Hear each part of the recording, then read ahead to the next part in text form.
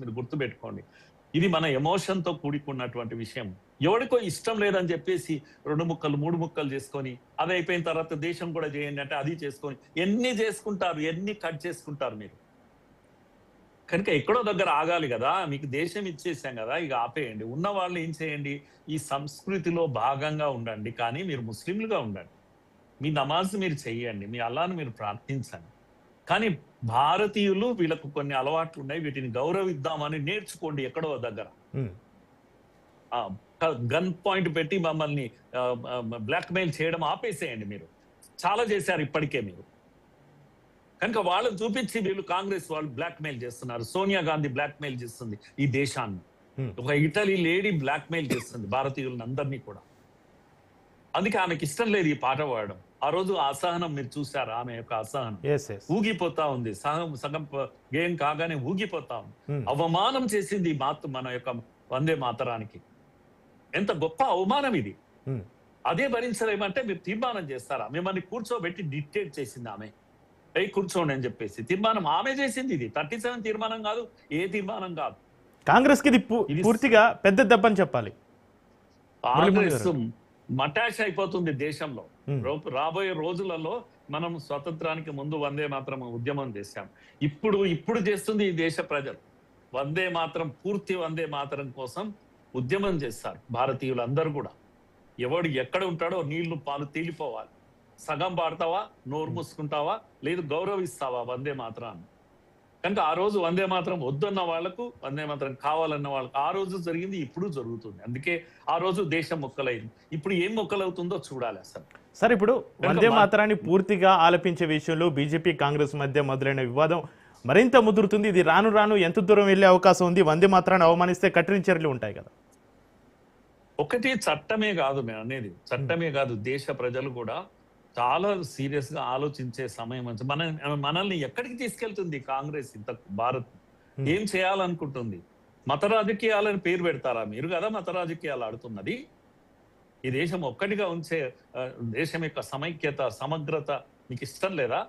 నేనేమంటున్నా అంటే, మీరు మీ యొక్క పాటలో అభ్యంతరకరమే దుర్గా లేకపోతే ఇలాంటి పదాలు, దశ ప్రహరణ దారిని లేకపోతే వాణి విద్యాదాయిని, ఈ పదాలన్నీ కూడా హిందూ దేవీ దేవతలు కాదు.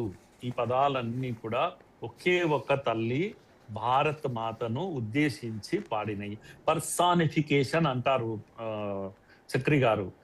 అంటే పోయిట్రీలో అది ఏ భాష అయినా కూడా, అంటే ప్రాణం లేని వాటిని కూడా ఒకసారి వ్యక్తిగా ఊహించడాన్ని పర్సాని అంటే పర్సన్ గా చూస్తాం. ఉదాహరణకు గంగా నీళ్లు, కానీ గంగా మాత అంటే నీళ్లను కూడా అమ్మగా భావించేది పర్సానిఫికేషన్. ఇది పోయట్రీలో ఉంటుంది. అలాంటిదే ఈ యొక్క భారత్ మాత కూడా కాశ్మీర్ నుంచి కన్యాకుమారికి ఈ నేలను ఒక అమ్మగా ఊహించుకోవడము ఈ భారతీయ సంస్కృతి. ఇది ఈ సంస్కృతిని అడ్డుకుంటాను అనేవాడు ఎవడు వాడు అని నేను అంటున్నాను. మా అమ్మను అడ్డుకుంటారా మీరు?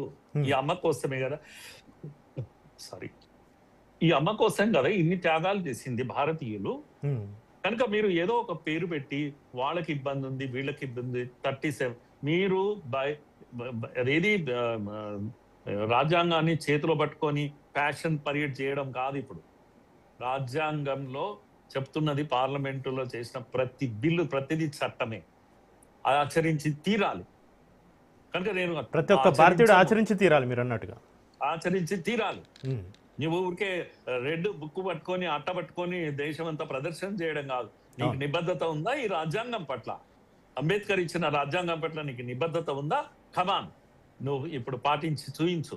పూర్తి వందే మాత్రం బట్టి నేర్చుకో. అవసరమైతే పాడను, సగం పాడతాను, అసలే పాడను, 37, 57 పాత కథలు చెప్తాను. నువ్వెవరు అసలు? నువ్వెవరు ఉన్నావా? నువ్వు అసలు బ్రతికున్నావా? అప్పుడు నువ్వు లేని దాన్ని ఇప్పుడు చెప్తావు ఎందుకు? అప్పుడు స్వతంత్ర భారతమా ఇది? బానిస భారతం. అప్పుడు అప్పటి తీర్మానాలు తెచ్చి పెడతావా? ఇప్పుడు ఈ రాజ్యాంగానికి షూట్ అయితే అవి ఇప్పుడు రాజ్యాంగం ఏం చెప్పింది? అది 150 ఏళ్ల చరిత్ర వందే మాత్రానికి ఉంది. 150 ఏళ్ళు అయిన సందర్భంగానే మోడీ గారు పూర్తి వందే మాత్రాన్ని ప్రజల ముందుకు తీసుకొచ్చారు, చట్టం చేశారు. దాన్ని గౌరవంగా అందరం పాడుకోవాలని చెప్పారు. పిల్లలు ఇప్పుడు మెల్లగా నేర్చుకోవడం మొదలు పెట్టారు. పూర్తి వందే మాతరాన్ని కూడా కొత్తగా విన్న వాళ్ళు ఉన్నారు. కానీ అందరూ పులకించిపోతున్నారు. దాని స్టోరీ చెప్పండి మీరు. ఈ మాత్రం ఎందుకు కట్ అయింది, అసలు అప్పట్లో ఇది ఎలా కలిపింది. ఇంకోటి అండి, దీని పేరే యూనిఫైయింగ్ సాంగ్ అంటారు. అందరినీ ఒకటి చేసిన పాట ఏదైనా ఉంది ఈ దేశంలో అంటే వందే మాతరం. ఎందుకంటే బెంగాలు విభజనను అడ్డుకున్నది. ముస్లింలను విడగొట్టి ఇంకో దేశంగా మార్చినప్పుడు హిందువులు, ముస్లింలు, సాధు సన్యాసులు, ఫకీర్లు కలిసి పాడిన పాట ఇది. అలా తిరిగి సాధించుకున్నాం. 1907 అనుకుంటాను బహుశా బెంగాల్ ను మళ్ళా తీసుకొచ్చి భారత్ కు కలిపాడు. కర్జన్ అనేవాడు విడగొట్టాడు. కానీ బ్రిటిష్ ప్రభుత్వం ఏం చేసింది, బెంగాల్ ను మళ్ళా కలిపింది, ఒక్కటి చేసింది. అలా దేశాన్నే ఒక్కటి చేసిన గేయాన్ని ముక్కలు చేసి మళ్ళీ దేశాన్ని ముక్కలు చేశారు.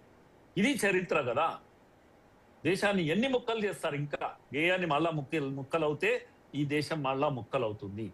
కనుక భారతీయులందరూ ఆలోచించాలి. పర్టికులర్ గా జెన్జీ ఇప్పుడు ఎవరైతే ఉన్నారో